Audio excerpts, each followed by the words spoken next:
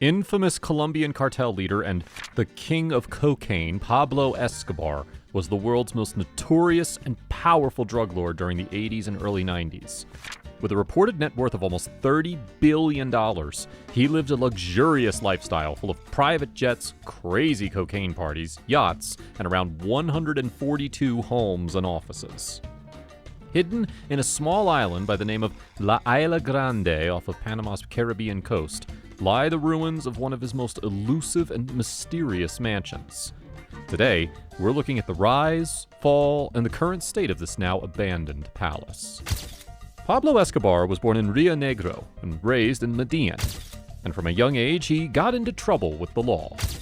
He was known in his town for theft and other illegal activities, but no one had any idea what he would become later on. His status in the crime world of Colombia kept ascending, and he eventually rose to become the founder and leader of the famed Medellin cartel. He even once had a seat on the Colombian Congress. At one point, Escobar was responsible for shipping 70 to 80 tons of cocaine into the United States on a monthly basis. As a matter of fact, his cartel controlled 80% of the total global cocaine market. This helped him become one of the world's wealthiest men. And let's just say he did everything he could to maintain his status and power, including murdering around 5,000 people in his war against other gangs and the Colombian government. He once bombed an entire plane carrying over 100 passengers. He was finally killed in 1993 by Colombian soldiers after living his life on the run for 16 months following his escape from the La Catedral prison.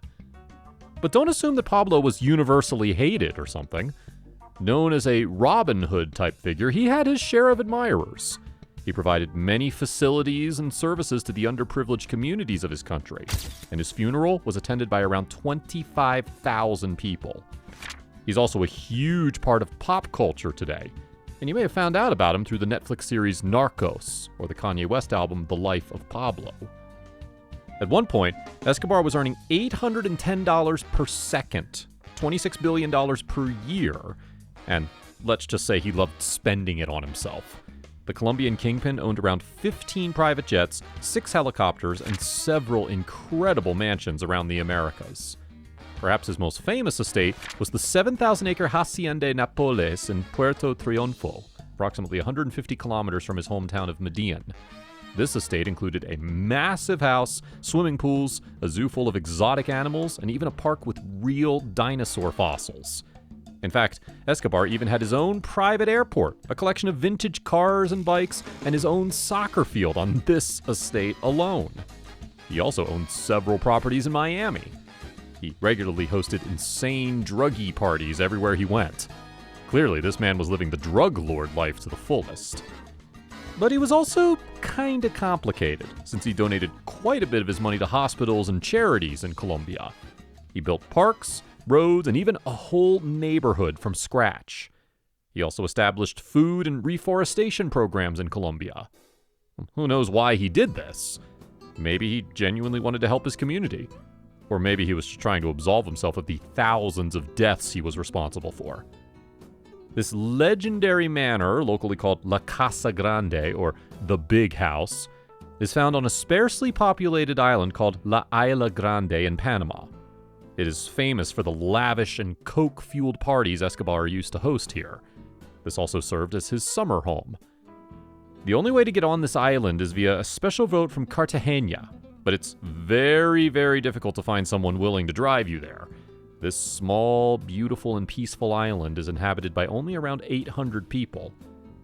Even when you get on the island, you won't find the mansion on Google Maps or through any signs directing you to it, and the only way to find it is to ask the locals for directions. You'll have to walk on a trek through the forest, and eventually you'll find the remains of this once prolific and excessive mansion.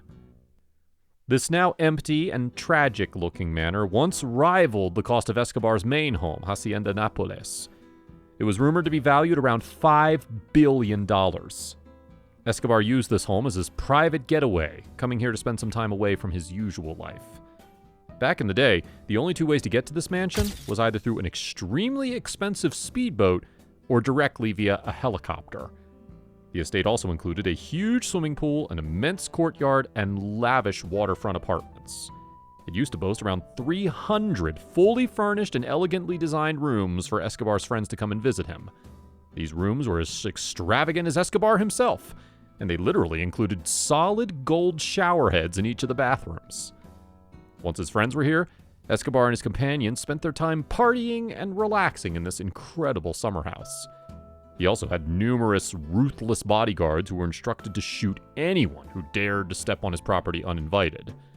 Who knows what kind of sinister and violent plans Escobar came up with on his cute little cocaine-filled summer vacations. While Escobar's other famous estate, Hacienda Napoles, has been preserved and turned into a theme park, this magnificent vacation home did not receive the same treatment.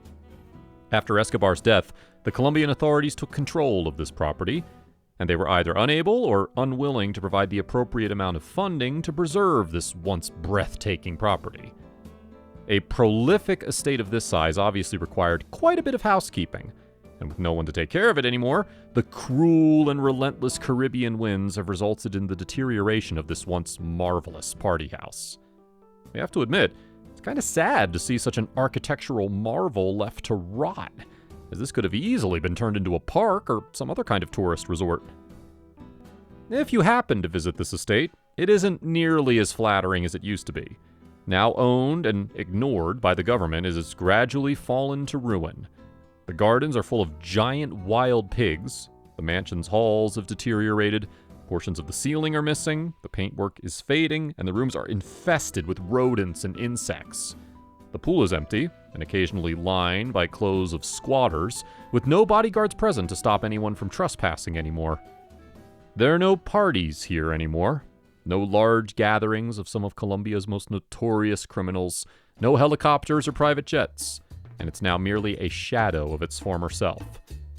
Many have pointed out that this mansion mirrors the rise and fall of the ill-famed drug trafficker. Now, while most of Escobar's money went directly to the Colombian government, it is said that a lot of his cash is still hidden in various locations all over the world. In fact, he was known for burying his limitless supply of money and even at times hid it in the walls of his many, many homes. One of his nephews even found a plastic bag containing around $18 million hidden in the walls of one of his uncle's houses. Who knows how much of his money is still lying around somewhere waiting to be found? As for us, we're horrified to learn about the things Escobar did and mostly got away with. Let's hope this video stops people from glorifying Pablo Escobar and his countless unforgivable actions, and draws attention to the many, many victims of this terrifying drug war. That's a wrap for this video. Do you think the Colombian government should have taken better care of this mansion? Let us know in the comments below. Make sure to give this video a thumbs up and subscribe to our channel for more videos like this. See you in the next one.